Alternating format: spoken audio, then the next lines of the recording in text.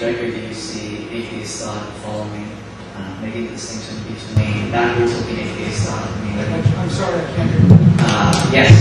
What is the trajectory to see atheist thought following, in the sense that in the past 50 years, maybe certain scientific discoveries and other modern capabilities in science have definitely opened up new fields of argument that were available to these atheists 200 years ago when Russell was saying they come on their God.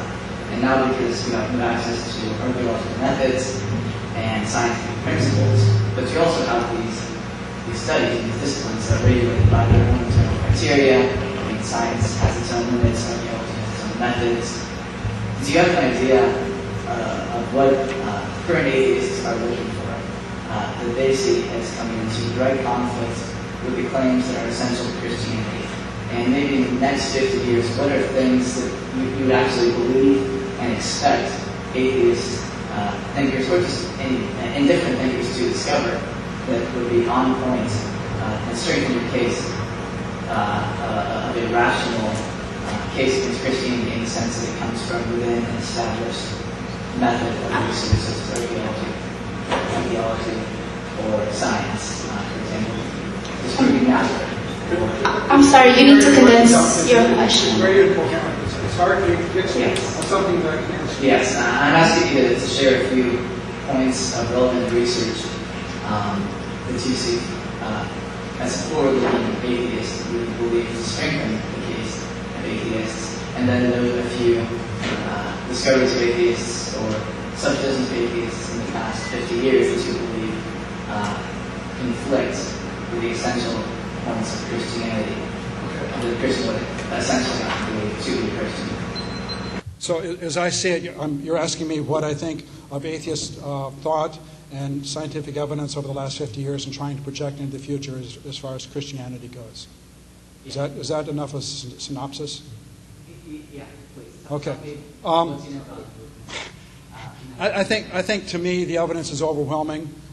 The lack of evidence for any God is overwhelming, specifically for the Christian God Yahweh, and that the Christian God Yahweh is inconsistent, and there's no need for the Christian God Yahweh. There's no need for any other God. Evidence is becoming, the God of the gaps is what the Christian God Yahweh, just as every other God, has been. It's been recently shown, as I pointed out, that that Nazareth didn't exist at the supposed time of Christ. This is relatively recent archaeological evidence that's come forth. As far as what's going on in the future, I think we need to continually rebut the fallacy that Jesus really walked and existed, that he was some sort of a great moral teacher, that the God of the Bible is somehow a character that we should follow in any way, that we should worship. I think the God of the Bible is a terrible person. He kills everybody. He tells them he loves them, then he kills them. He has his followers kill people on a whim. According to the Bible, anybody who works on the Sabbath should be killed.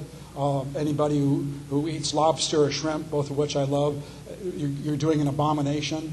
The Catholic Church has all sorts of rules that make not going to Mass equivalent to murder. I think that's reprehensible. I can't project much more what's going to happen in the future. I think we need to continue to show the fallacy of the Christian logic. Although it sounds good at the heart, I think it's diverting a lot of very intelligent minds into believing in myths.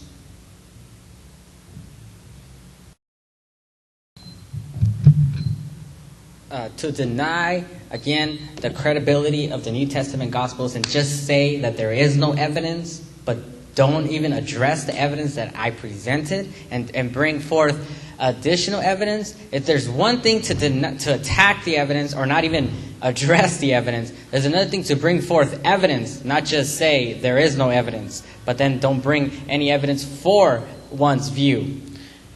So to deny the authenticity of the New Testament Gospels is to deny all of ancient history. Nothing comes closer to the authenticity of these Gospels. So these events, the best evidence is the New Testament Gospels, because there are no more manuscripts, earlier manuscripts, more accurately copied manuscripts by eyewitness testimonies than the ones that we have recorded in the New Testament. What was the other thing? I think that's it. Basically, throughout the course of the debate, your arguments, and even in the last answer you gave, We're making a lot of value judgments. Things are good, things are bad. Things that the Christians do are good or more, whether you're presenting almost a case for the argument in the existence of evil against the existence of God. That God exists, he seems to be a sort of malevolent character. Therefore, he can't exist. The things that the Catholic Church prescribes are bad or reprehensible. A lot of these value judgments that you're making. And so my question for you is, what is your standard for what is morally good and what is morally bad? And what gives that standard, what gives that criterion, what gives that reference point weight such that we should also believe in it and follow it? That's a very good question. Where do we get our morality as individuals? I think harming people is immoral. Anything that harms people is immoral. I think that teaching people that science is somehow wrong, that science doesn't prove evolution, is wrong, because the evidence is so overwhelming. So it's a good question. Where does our morality come from? The alternate point of view is that some God gives us morality, that the God of the Bible or Jesus somehow gives us morality. Well, the God of the Bible is not a good source of morality. He kills on a whim, and there's no evidence for him. Despite what we've shown, despite what has been said, there's no evidence that the Gospels are true. We have no idea who wrote them, and we can show how they are largely written to fulfill prophecy. There's no independent evidence that Jesus ever existed. Nobody at the time wrote about him. And the Gospels themselves weren't written until 30 to 40 years after Jesus' life. That's a long time. That's a very long time.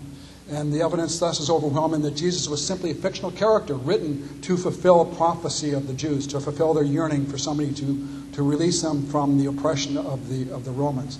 But where we get our morality, we get it out of the intrinsic love most of us should get from our parents, and they got from their parents going on back.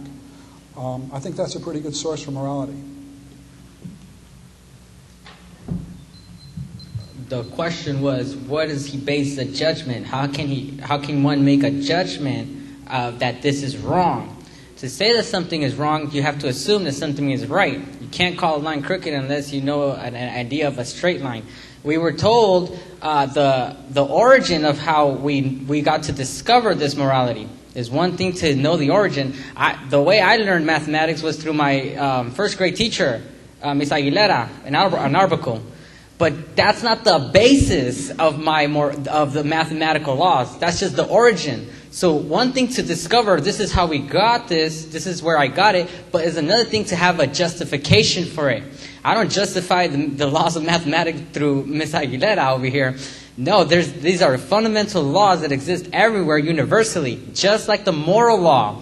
The basis for judging that something is wrong is because there is an absolute moral law. And if there is an absolute moral law, there has to be an absolute moral law giver. So there is no justification if you don't assume that this law exists. We can't say Hitler was wrong. We can't even say that love is good, because we're not judging by the standard that we're trying to say it doesn't exist. But it does exist. It's undeniable. It's an unchanging standard of justice. Our reactions know that it's undeniable. So if there's an absolute moral law, there has to be an absolute moral law giver.